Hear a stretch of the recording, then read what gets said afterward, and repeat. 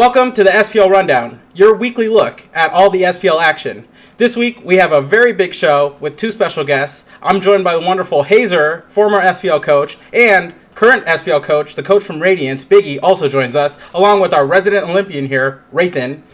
This week, I also had the pleasure of sitting down with Zapman, the ADC for Pittsburgh Knights, so be sure to check that out a little later on. But first, we're here to talk about the games, and we're going to start with, I think, maybe the upset of the week, right? Renegades versus Ghost. I didn't think that Renegades had a chance in this set. What were your guys' thoughts on this set? It was the upset of the season. It was the upset of the century. I don't think I think we laughed about this game last week when we were picking who was going to win. You know, we said we were optimistic but not stupid, I think is what we all said. We were picking. But no, that was an awesome game to watch. I think the Renegades played well. I don't think, we do this every week where it's like, okay, did Ghost play like crap or did the Renegades play well? And I think it was kind of a little bit of a mixture of both, but it was good to see that the competition's a little closer than we all think it is. Yeah, were you guys surprised with Ghost? Go ahead.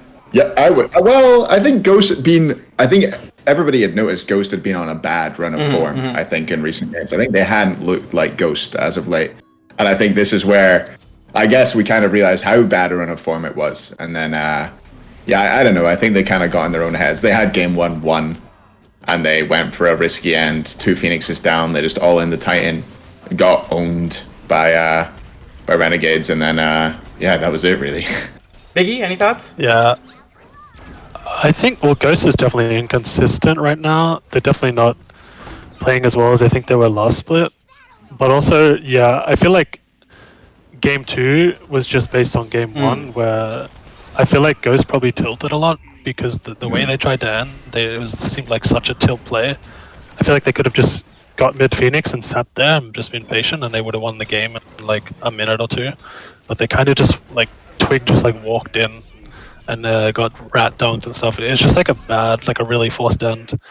And so it was definitely unexpected. I mean, especially since they had Roe playing last week, and then they were kind of trialing Solo Troll again or whatever to see how he came back into the team. It was pretty fast turnaround. So.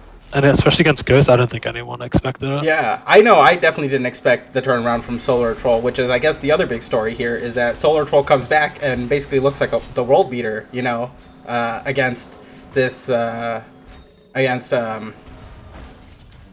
Final K here on the Cthulhu and King Arthur.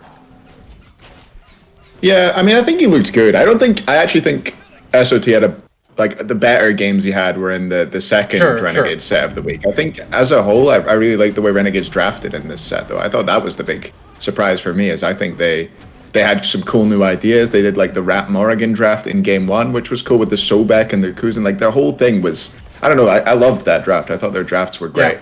And I think SOT did come back in and do well, but I think it was a pretty good team performance, I thought, by Renegades. It wasn't like an individual taking over. I think they all played well together. Yeah, I agree. I think maybe for them it was a fact of sometimes as a team, when you're kind of struggling, you really have to hit rock bottom. You kind of have to have that explosion where you're kind of at each other's throats, because otherwise there's no way to rebuild, just tension and passive aggression and stuff. And I think maybe that's what happened to Renegades. They kind of okay, they got completely stomped the week before. They had using their coach to sub. And then they probably hashed out a lot of issues, and they came back into scrims completely refreshed, and so that probably helped them. And I think the bigger thing is what Hayes said, the fact that they took a game off SSG, who looks really, really good right now, is probably the bigger kind of catalyst for me compared to winning the Ghost game. Sure. Well, let's hold our thoughts on that for that set. Are there any other things? I thought maybe that Twig's Persephone maybe wasn't the best pick in this set. Are there any other things that you thought about this set that stood out in your minds? I think Twig was fine on the Persephone. I think we've seen Panda play Olaran again, and I think Panda looked bad on Olaran again. I feel like he's had a lot of bad Olaran games, actually, which is strange, because I think Panda I've always associated with being super consistent. Him and Mike in this Ghost team. I guess I don't know. Everyone but Twig's been pretty consistent up to now. Sure. And now Twig, I think, has been almost their best player this split. And the other, maybe Sam's still consistent, but I think Fine, Panda, and PBM have been off, which I think is just odd. And I hope they bring it back together because I want to see them compete. I like the way they play, but yeah, I don't know. That was it. I just think Panda's been off on the all-around, and I think PBM being off is almost what decides whether or not this team's gonna win. Wraith, any thoughts? No, not really. I mean, if I'm being honest, I probably don't have the level of depth that these guys do on kind of what went on. I just from a viewer's perspective, it was just really great to see. I mean, I think, when you start to see bottom teams really taking it to the top teams again later in the week with SSG, it gives you kind of signs of life and a little bit of hope, unlike past seasons where bottom teams have just stayed there and never really done anything worth mentioning. Yeah. And I think the goal of reducing the league size this year has somewhat paid off, because it seems right now like anybody can take a game off anybody. Sure. Pretty cool, which is where you want to be, right? You don't want to go into every SPL game going, oh, we know who's going to win. Right. Yeah. All right, then. Well, moving on to the next set of the week, which was PK versus United. And PK, I have in my notes here that, like, Paul stomps on Hebo, and this was just another sort of classic PK winning against maybe some of the lower-end teams in this league. You guys' first thoughts on this PK versus United set? Yeah, we were saying anybody can take a game off of anybody, apart from nobody can take a game off of PK from the bottom three, and PK can't take a game off of anybody from the top four. Yeah. It's bizarre. It is bizarre. I don't know. I don't get it. I don't know what it is. I don't know if it's a mental issue or if they really feel like the gap's that big, or if it's just PK's playstyle works really well into these slightly less organized teams. It's just bizarre how good they look against teams like United, and then they just look like a wet fish when they're up against anyone from the top four. Sure, I don't know. I feel like I've been talking about it over and over, but it just doesn't change, Yeah. Yeah, I agree. I think that's my exact thought. I feel like it is so strange that, like, I know us, for example, sometimes we have like some difficult games against bottom teams, but we show up against top teams as well and take like most of those sets. But then PK will just dominate the bottom, like the teams below them. But any team above them, they just seem to they're like a completely different team. And I mean, you kind of have to think that either it's like an online thing or a mental thing for sure, because it's not like they're not skilled. And you also have to think that this is the exact like way they were last year, even without Fred when they had Sam. Until they won Worlds, they were the exact same way. They just made a good run at the play-ins, and then they had an insane run at Worlds. So I don't know, something that they should probably. I mean, I'm sure they're self-aware of it, but it's probably a really hard thing to fix, especially if it's mental. Sure. I know I talked to Zap this week about that, and he basically said, PK this phase is exactly the same as PK in phase 1, which is exactly the same as SK last year in terms of winning versus the bottom teams and losing versus the higher end competition. And he basically said it's basically been a mirror of phase 1, phase 2 so far. So yeah, I've heard them say that kind of thing a few times, and I do kind of worry that they've trapped themselves into this feeling of thinking it's okay. Because of how last year went, last year, but I don't know if you can you rely on that just getting hot at Worlds time? Maybe they think that they're taking it easy and they're going to accelerate. But I don't know. If I were them, I'd be a bit more panicky, I think. But I guess I've never won Worlds, so what do I know? Yeah, I think the odds of Lightning striking twice like that is very slim. So I probably wouldn't be riding on that. The fact that we're just kind of like a team that shows up when it matters. I feel like that's a pretty bad mentality, but I don't think they're the kind of people like that. Like, I know Neil and Fred really well. They're not the kind of people who are just like, yeah, this is just how we are. Right. They're definitely self-critical and want to improve. And just, it's probably like a really deep issue amongst the whole team that might take some time to fix. Sure. The last thing I had about this set is we saw Serb solo both games from Variety here. I'm not sure it looked the greatest here in this set, especially. What are you guys' thoughts on Serb solo? I know we've seen maybe a couple other Guardians coming into the solo lane as well recently, but what are your thoughts on this? I think he's nice for the. Yeah, go. You go, Ray. I was just gonna say it's nice for the anti-heal, but I thought it was kind of uninspired personally. But I don't know if that's the game, the set, the team. Yeah, I think it's like a decent situational pick. Hello, Fra. Stop it. Yeah, I think it's just a situational pick. I think the god's not bad. I think if it looks good, it looks good, and it's definitely one of his kind of picks this year. I feel like Variety's kind of not playing like the top tier solid pick, so he's kind of has to have a few like off-brand picks, and that's obviously his main one. He's played it a few times in a few sets, and it's probably just a comfort pick for him. And I'm not sure if like you switch that pick out if the team does any better or not. So, I'm pretty sure he's almost server's almost exclusively been picked when there's been a Hell or an Afro on the other team. Like that's the only time I feel like I've seen it. There was a Hell game 2, but there wasn't one. In game 1, I think they had Amma Kama. Yeah. Amma Caressa and Kamazots was the only healing game 1. But I guess right. I think people probably like the serve matchup into Amma, I guess. I don't know. I don't see it being that good, but maybe it is. Yeah. I don't know. I think just from the set in general, you can kind of tell that like Biggie kind of alluded to it earlier. You got to hit that rock bottom to bounce back, and it kind of seems like United's getting there. I mean, we said it last week. It came out of every single person's mouth. They were sick of watching Scream pick weird shit and build weird shit, and I still think that rings true on this set because he just looked terrible on Fenrir. In game 1, and I completely forgot what he played on game 2. He played Nem game 2. Oh, he played the Nem. Yeah, but that one's fine, right? But I just like the Sov on Thor was cute once, you know what I mean? But like until you're actually winning games, you might want to like pick and do things that other teams have demonstrated to be effective. Sure.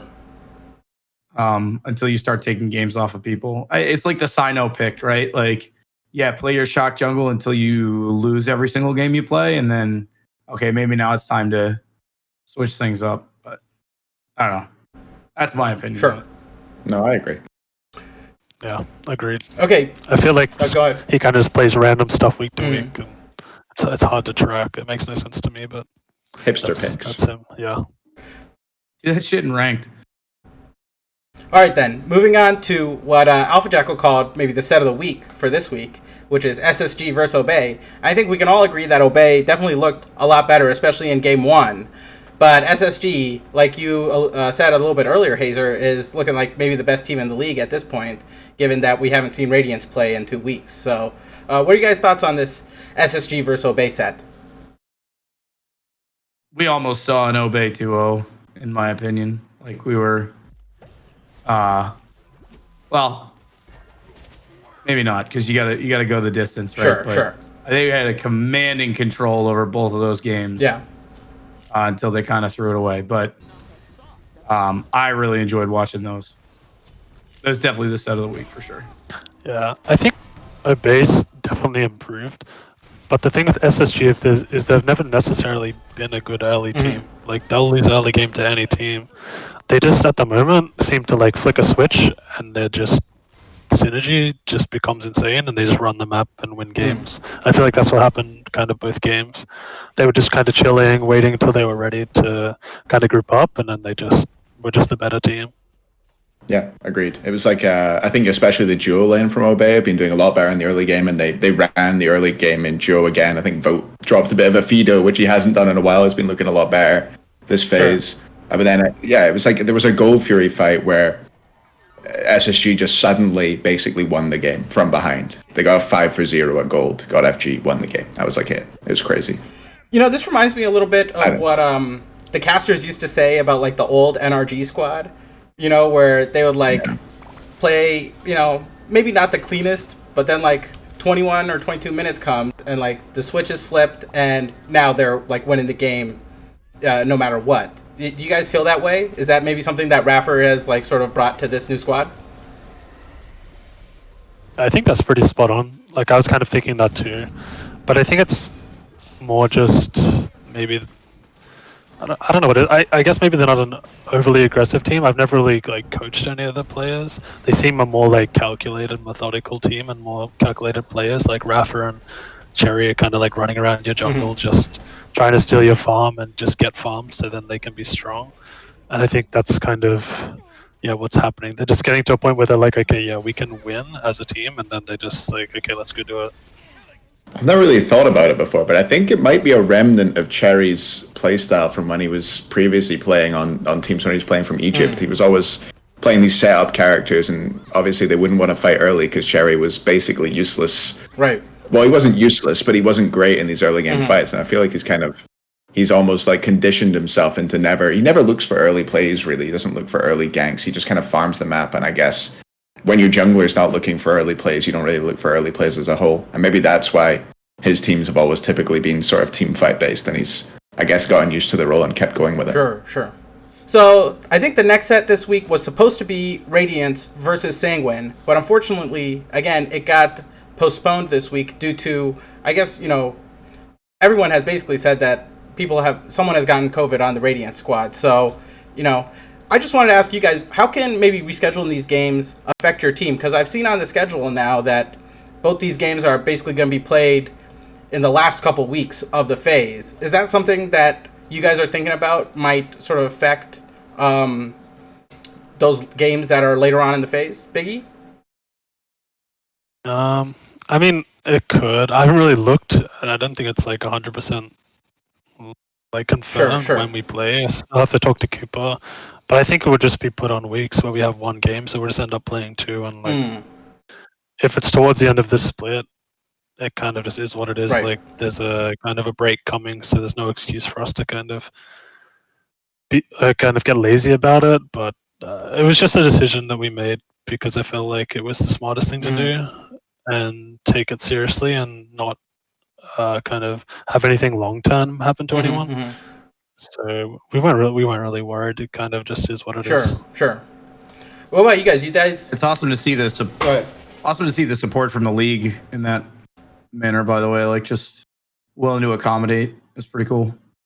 Yep, definitely the right way to go. I've always found the admins, the SPL admins are very reasonable. Yeah, they're very reasonable. They're nice. They're good. Yeah, I mean, they would have been well within their rights to tell you to grab a sub or, you got to play anyway or cancel the games. That's really nice of them to postpone. I think it's good for the league too, right? You don't want to see it could last 3 weeks, right? So you don't want to see a top team taken down by something like that. Sure. So that was kudos to them.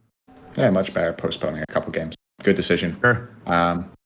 Just have to see how the momentum goes when you play them. We'll see. Yeah. A lot of games to play in a short period of time. Games, hopefully you guys aren't on a bad streak.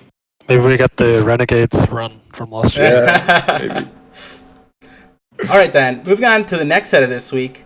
The first set from Sunday, I believe, was Ghost versus PK. And again, this is another classic PK set where you can't beat a top 4 team in the league, but they, and I'm not sure what it is, but I have a Kama Jungle ? I don't think that Kama Jungle is particularly effective. Now, what do you guys see in the Kama Jungle? Why do you think PK has been picking it up so much these past couple weeks? It's always been a comfort pick for Fred. We won Valencia basically spamming Kamazos Ravana, like those, which is like his 2 picks that he plays. I don't think it's necessarily good. I think it can be good. Like sometimes I think we played it once a split where it was just we got to the last pick. And it was just the best pick, and Kenneth felt the most comfortable on it. I'm not sure it's just like a kind of a god pool pick where you're just like, yeah, this is one of my like 4 rotation gods or something. It doesn't really make a lot of sense. He's not overly strong right now, especially in jungle. I don't feel, but I mean, I think again, it's like, is that the problem though? Okay. I mean, no. The problem, PK, like, they don't have, it's not an individual player having a problem in any of the sets they lose, is it? I don't feel like it anyway. It's not pick, it's just, they just suck versus the top 4. I mean, I don't know how else to put it. They just don't perform versus the top 4. They really don't. And, it was the same again. Ghost had been really off form. They didn't look off form versus PK, whether that was them playing a lot better or just the comparison again. I don't know. I would say that Ghost did look a bit better in this set. I think they drafted pretty well as well. I think they're I would say that the picks and bans went in the favor of Ghost, but I don't know if it would have mattered too much either way. Sure. I do want to mention that Mike played Kuzenbo support both games this set. I think we've been seeing a lot more Kuzenbo enter the support meta recently. Is he just, one of the best at dive-in backlines and getting kills and being annoying and doing all the things that supports like to do? Yeah, I think he's just strong right now. Like, he got buffed, his passive got buffed, and he just kind of does everything. Like, he's good in lane, he's good at kind of 2v1ing carries and, like, not killing them, but just taking them out of a fight. He kind of just does everything you need. Like, he peels well, he dives well. He's, like, really difficult to kill, I feel like, especially if you go Thorns or any, like, other kind of, like, a upgraded shell or something with Nemean as well. So I feel like it's that, and it's just kind of a lot of the top supports are playing him right now. Yeah, he's just good. That's what I would say as well. I don't know. I think he's like top 3 worthy. He's he's one of the more solid supports. I think after you go from Umoja, there's a couple of guys who pick Herc, but other than that, I would say Kuzen's right up there. Is there something I've missed? Is there a support I've missed there? Is there anything? Well, I don't know. Ymir was what the SPL picks. Ymir, apparently, yeah. All right, guys. Any final thoughts on this set, Ghost versus PK? Then. No, it's kind of convenient for Ghost to have a really bad tilt set and then get a confidence one right after. Sure. Yeah, I'll just say after the Renegade set, I was like, okay, surely like PK is gonna get some momentum here, but then they just I don't know what to say. Yeah, it was just super confusing. Twig had a bit of a nutter in the second game on the AMC. Yeah. He kind of crushed it that game, and final on the Hades was kind of inting, but didn't matter too much. But yeah, that was a pretty crazy strat. Do you like the level 2 proxy? I don't think we've seen something like that come out since a long time ago. Eager Anubis or something like that. Yeah. I missed that. What happened? I was cooking dinner. Basically, I think he picked Hades and waited to get full boots at the start. Oh, yeah. And then at level 2, he just went behind the tier 1 and proxied in between tier 1 and tier 2 at level 2. So it's pretty interesting strategy. I think it actually worked pretty effectively in allowing Hades to rotate a bit more freely in the metagame and things like that. So I don't know. I thought it was a fairly effective strategy. Yeah, it feel was like you cool, gotta be trolling to do that. Yeah. I don't know. I think it's. I think if you're against the right solo, it kind of works. But yeah, it's a bit. Yeah, I mean, if you know the jungler's not around, I mean, it could work. And maybe I don't think the timing quite works out, but maybe you can invade the second back camp spawn off of it. I think Fine looked for a mid gank off of it, which was called well ahead of time, and I don't think he got anything. But I don't know. I don't think it's bad. It was cool, I guess, and looked good. But then once you rotate, your Hades. So. Yeah, that's true. I don't know. I like stuff like that though. It's got to be new and different, right? Like you can't. I hate watching the same old slapfest week after week. You know what I mean? So it's cool to see new strats, new characters. AMC like confused the shit out of me, and I don't know if it was just because somebody finally picked him or like later in the week he got banned. I think, right? Like so. Got banned away from Dardes, I believe, right? Is it just Dardes or is he actually like a thing? Dardes is an AMC player for sure. Yeah. It's definitely a SSG thing, the way they want to like draft their comps. But also, it is also, I feel like, a comfort pick for Twig if they get a magical ADC. And I think they had Freya game 1 and... They had Freya game 2, I think. Oh, game 2 and... Yeah, Twig played New game 1. Is it just the disarm or the fact that he can anti-heal or what? The AMC? I think he's just a good ADC. He's a good ADC. He also fills that kind of space control that you maybe miss a little bit when you don't have a traditional AoE mage. When you have sort of a Freya or whatever, you have a bit more space control with AMC, and he has pressure. I don't know. I think he's just a good pick. What do you think about building Sledge on AMC? Is that just the Captain Twig flavor? Core item. Well, because Dardes didn't build it in the next set that we're going to talk about. So, what's your thoughts on like maybe Sledge on the mid lane AMC? Yeah, I think you want to be a bit more tanky, a bit more health if you can on the AMC. I think it's a well stat item, and if he doesn't need, maybe if he's doing well already, you want to invest into sort of a hybrid item to make sure that you're not going to die, basically, which is why I imagine he went for it, and maybe why Dardes skipped it. I don't remember the games well enough to tell you at what point they built it and how they were doing, but it might have been the case where, if you're ahead, you're going to do damage regardless. Might be good to invest into something which is going to help you survive a little bit more, like a Sledge. Sure. Yeah, I think a bit of tankiness on the god is good.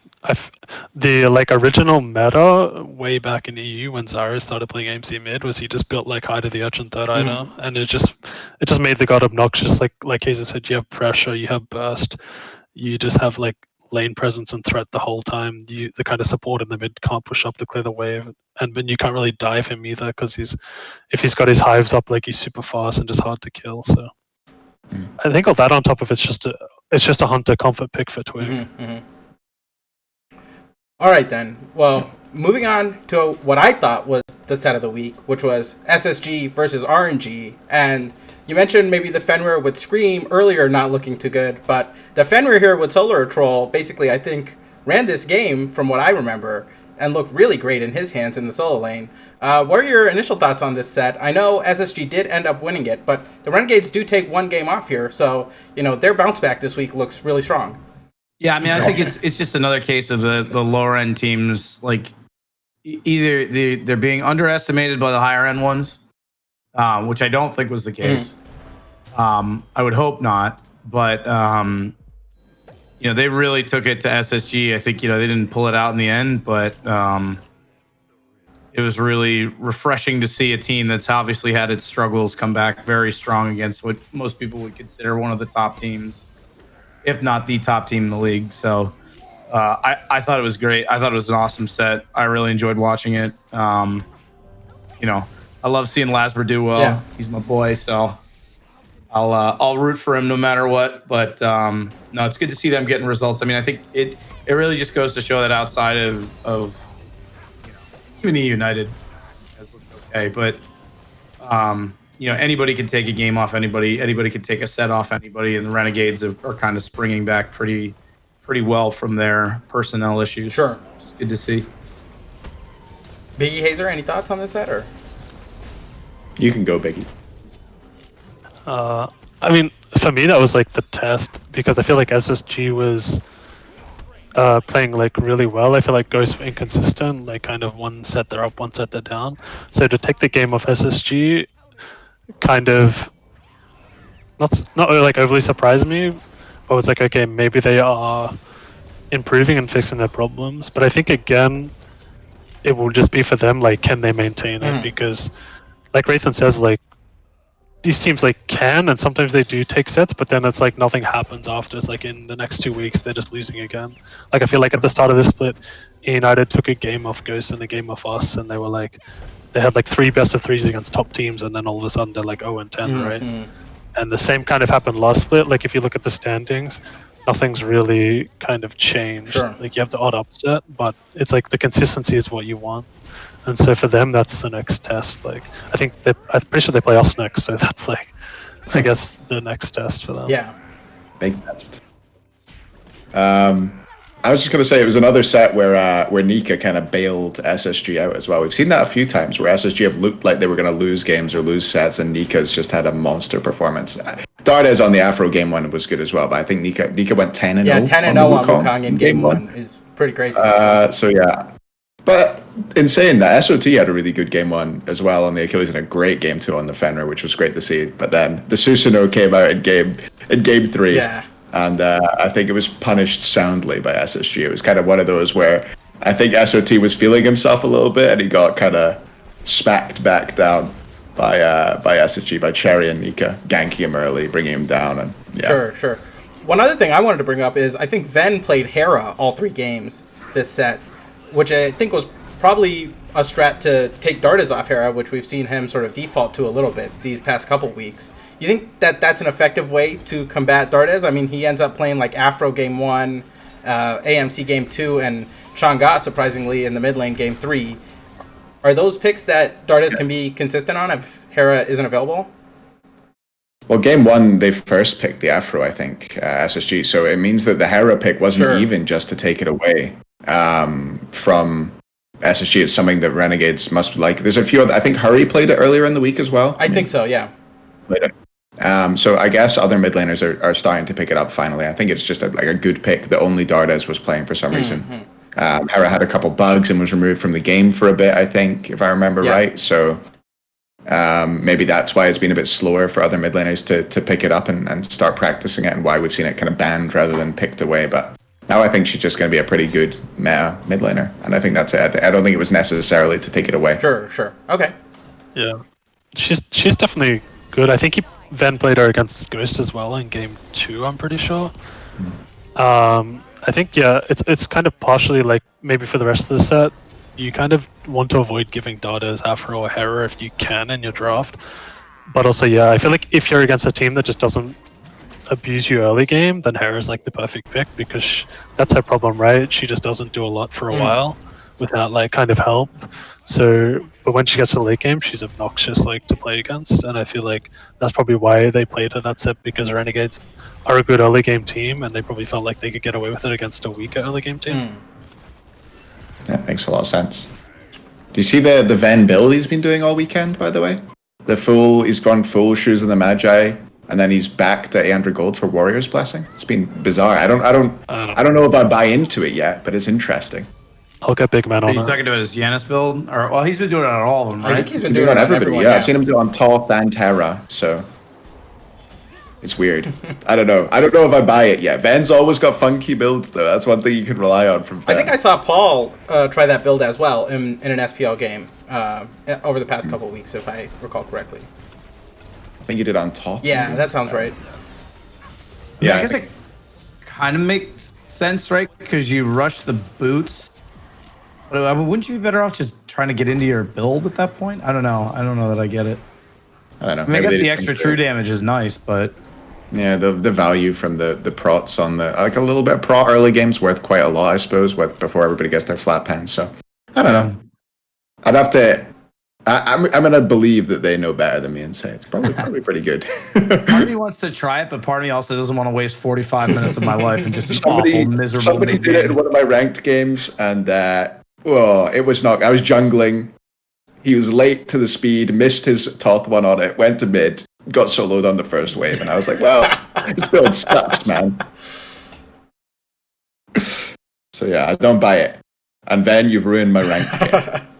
All right, guys, so next week, there aren't going to be any SPL games since it's a bye week for the whole league. And I wanted to get our two coaches' opinions on maybe what this bye week can do and what teams are going to use this bye week to do. Because I know, in traditional sports, we often see teams try and make maybe drastic changes in bye weeks and or use it to get healthy and things like that from injuries.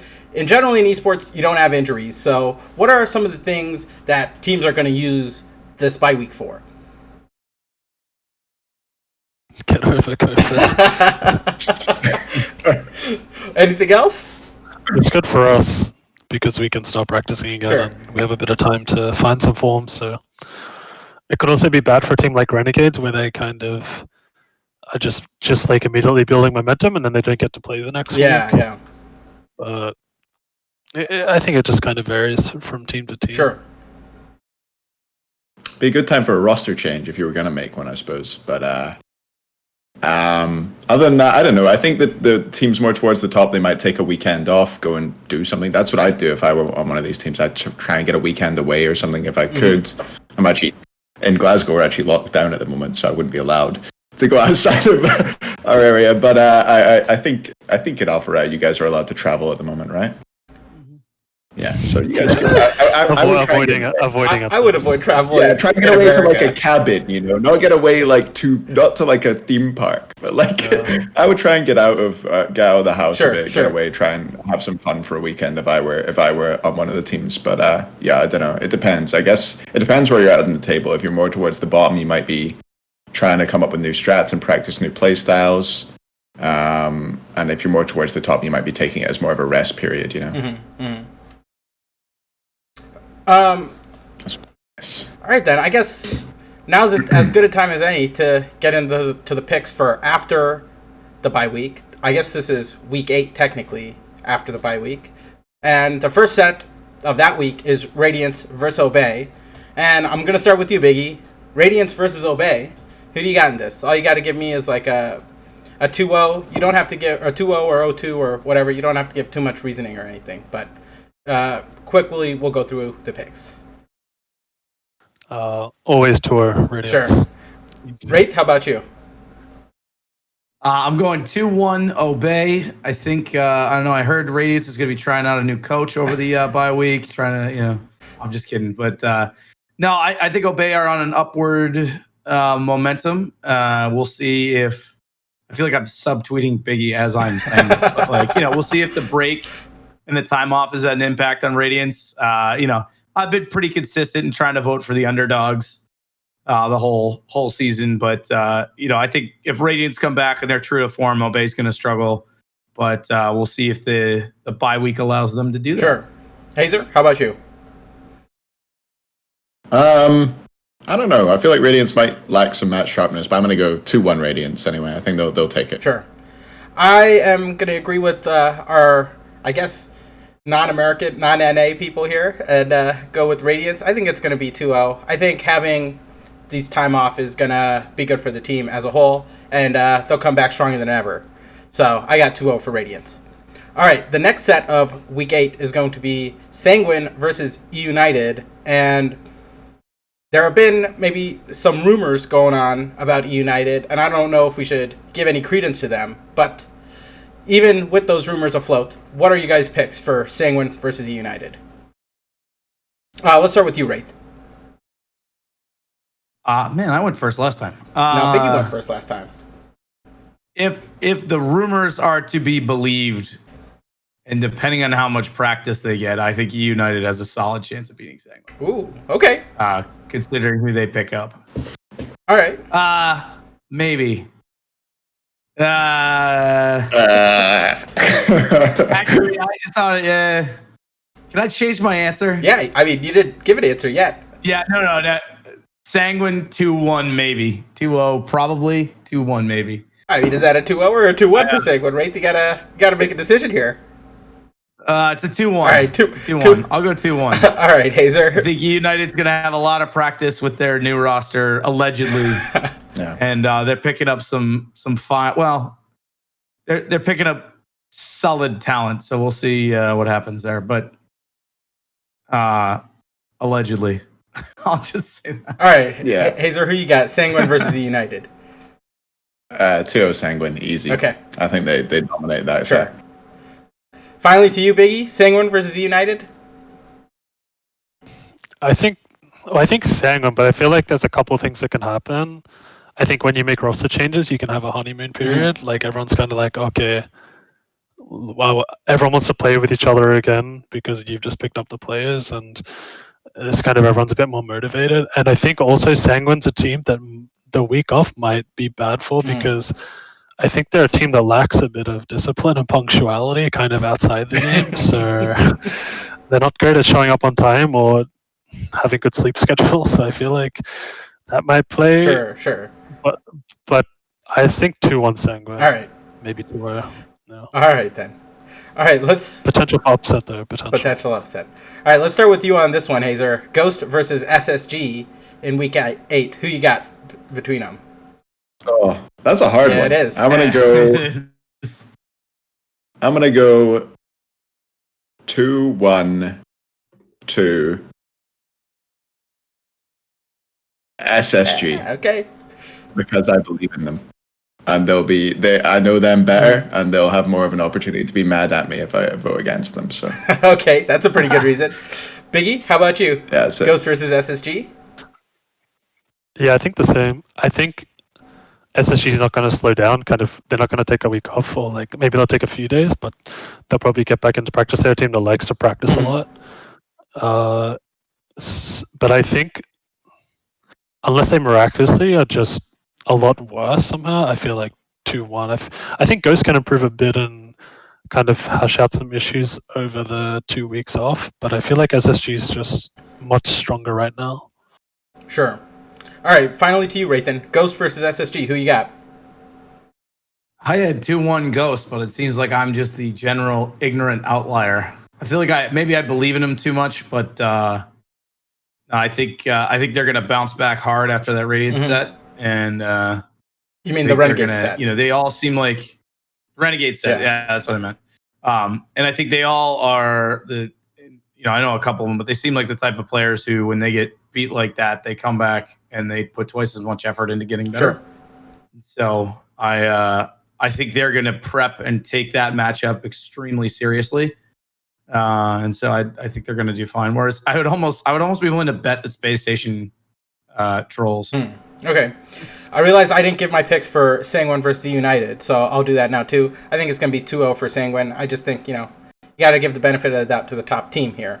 And in this Ghost versus SSG, I think this is basically a coin flip. So let's flip a coin and see what happens here. All right, I guess it's going to be Ghost 2-1. All right, moving on to the next set. We have Not alone. Sanguine versus PK. Let's start with you on this one, Biggie. Who you got between Sanguine versus PK? I don't know. I love the PK guys, but it's the classic playing a team higher ranked than them, and I don't know if they've beaten Sanguine this year yet. If they did in the first split. I don't think so. So I don't think so, no. I think Sanguine's the safer bet, for sure. I'll give PK a game just because I like them, but I don't know. All right, Sanguine. Hopefully they work on their issues and show up. That's sure. So Biggie's got Sanguine 2-1. Wraith, what about you? Sanguine or PK? I love, I'm in the same boat. I love the nice guys.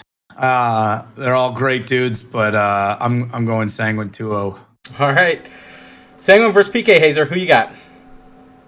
Yeah, it's the same. I just don't. I've given PK the benefit of the doubt a few times against top teams, and I feel like I've been burned by it, so I can't do it anymore. I love those guys as well. I think they're great to watch. I love interviewing Neil. He's one of my favorite interviewees, but still 2-0 Sanguine for me. Sure. I'm the resident PK and Zapman fanboy here, so I'm going to vote for PK. Let's say 2-1. I think they'll take it. You can't have Zap be on the interview this week and not vote for PK. So, I think I'm sort of stuck with that. Yeah. All right. The next game for Week 8 is United versus Obey Alliance. Let's start with you, Wraith, on this one. Sort of a battle of the bottom a little bit here. Who you got between United and Obey? 2-1 Obey.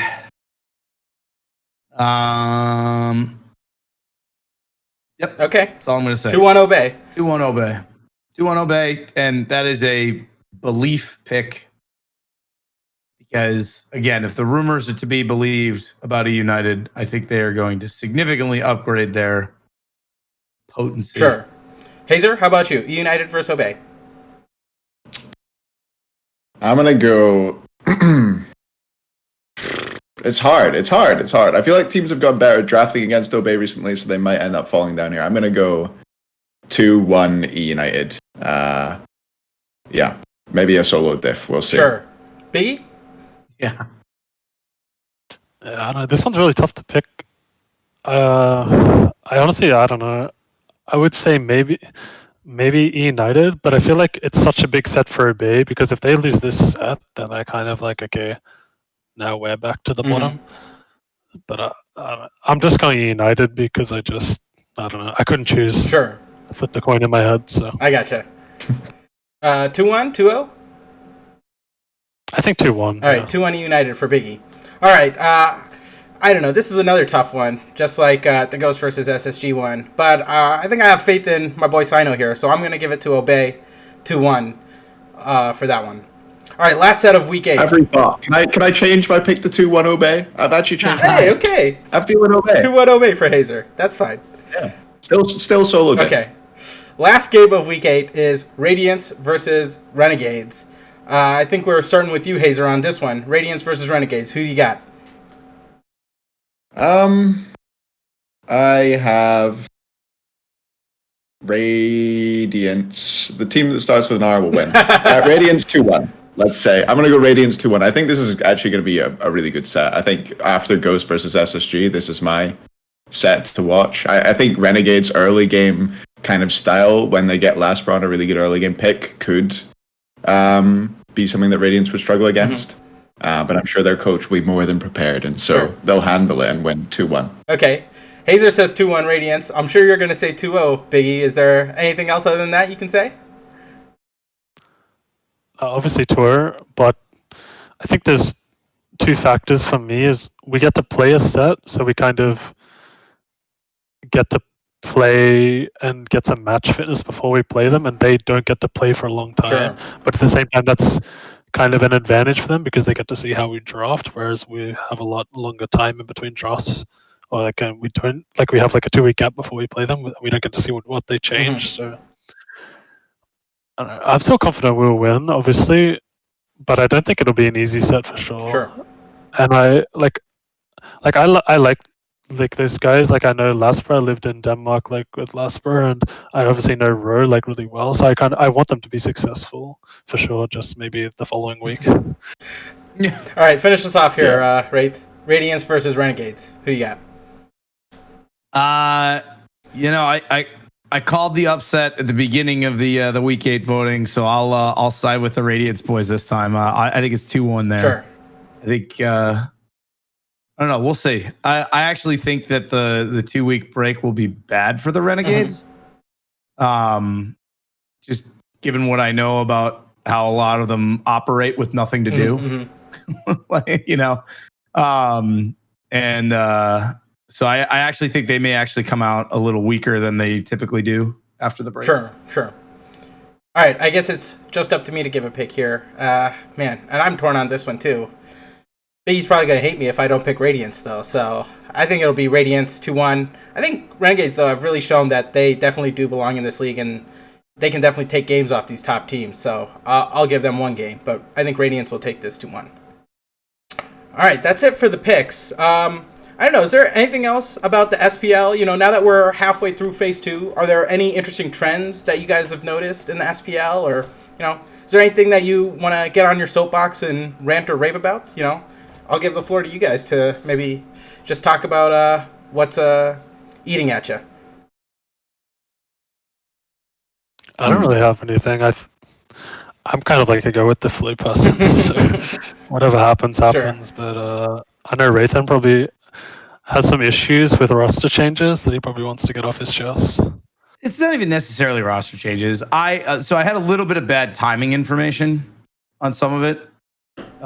Just because I was having a conversation with somebody when I made that tweet where they were like, basically like, yeah, Guy J just packed his life up, had to move down here, bought a PC, bought a bed, spent all this money, and is literally going home with like $200 taxed in his pocket after putting his school on hold and uprooting his life. And I was like, that's just like if that happened to literally any player, like I'd be mad about that, right? Like, and my tweet was not frustration with the E United guys about making a change. And I DM'd Hurry about it last night.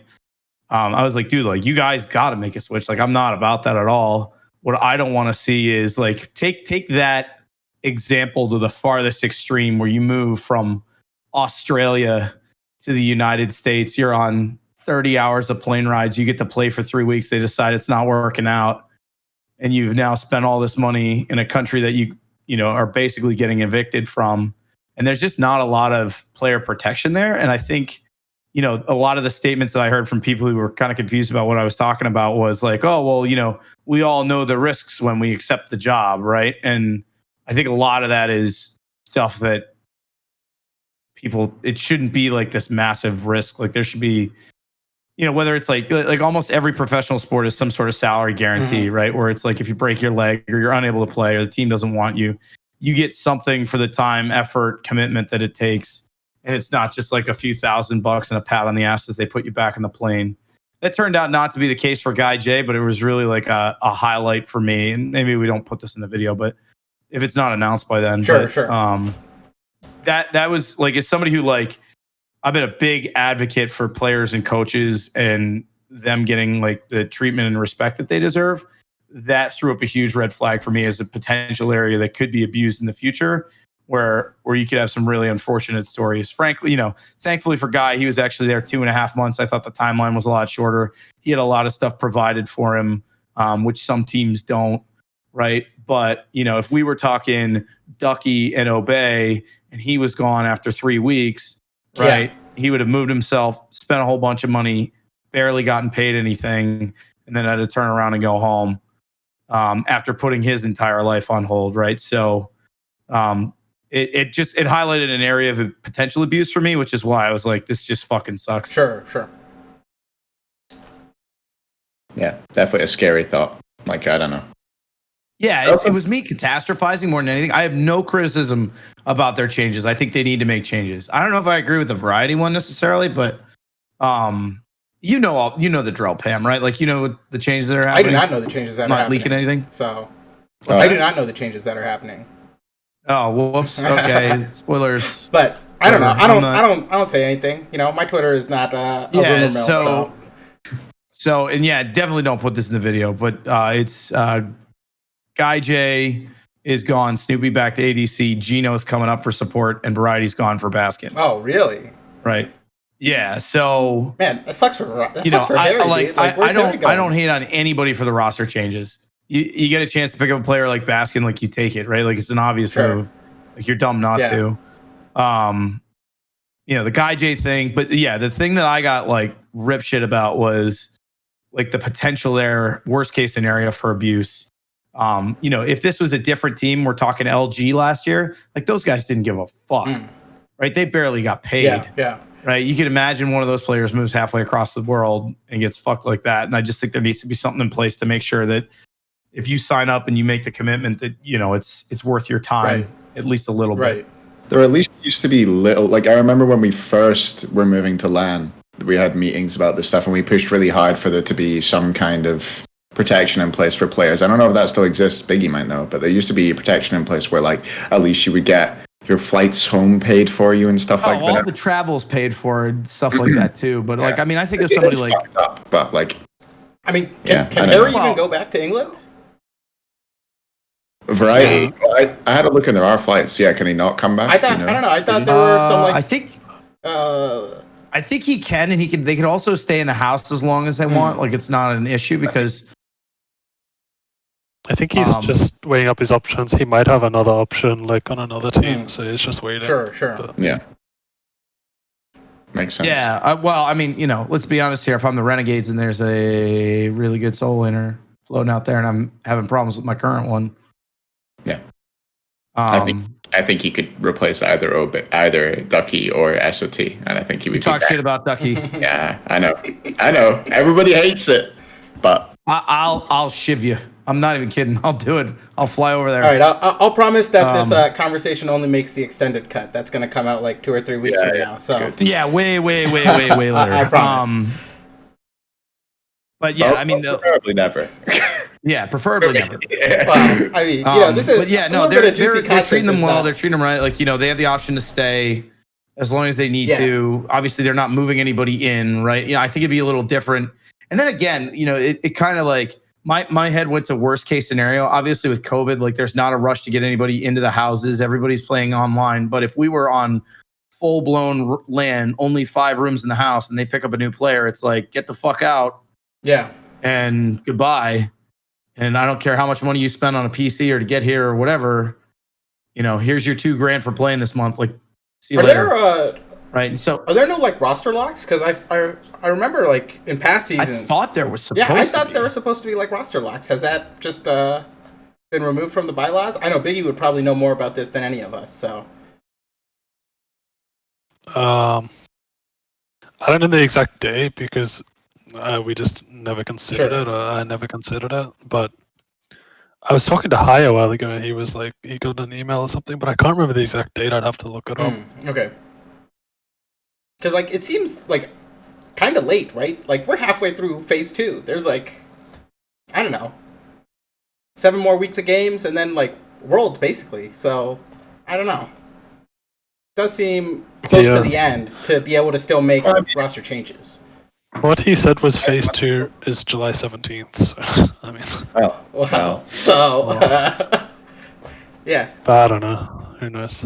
Maybe it changed. Maybe it did change. Right. So I don't know. I think locking teams in place for 5 months is a bit too long, though. I think. Yeah. Because I think you could be like, what are we? A couple of weeks into phase 2, teams could made roster changes at the start of phase 2. They haven't necessarily worked out. Blah blah blah blah blah. I don't know.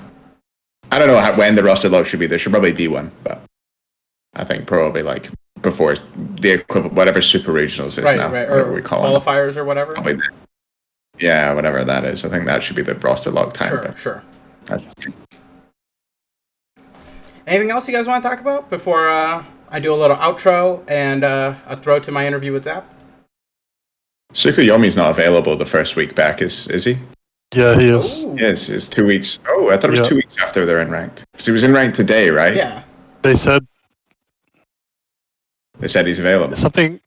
Yeah, Kabom said since he's in rank starting today. I think it's just when they're in ranked now, apparently. The next game is like 10 days from now. They gutted the fuck out of that player, though. Or that character, though. Like, he got screwed. Like, this patch, I don't know, not that much interesting happened. Dumorb got buffed. Nemean is now insane for tanks, I think. OP, even.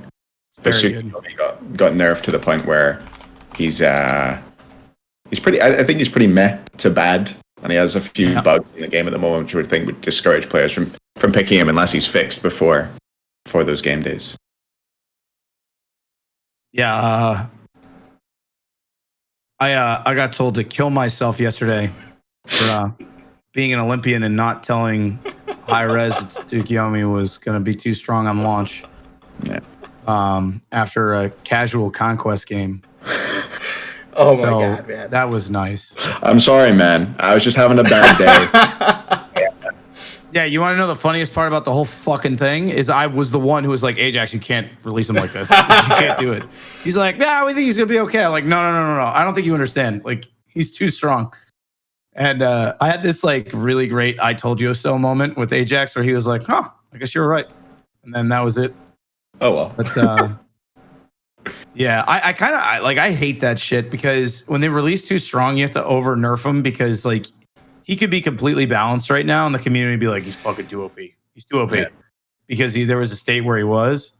And so you almost have to like over nerf the shit out of the character to the point where they're bad and then bring them back up before anybody kind of acknowledges them anymore.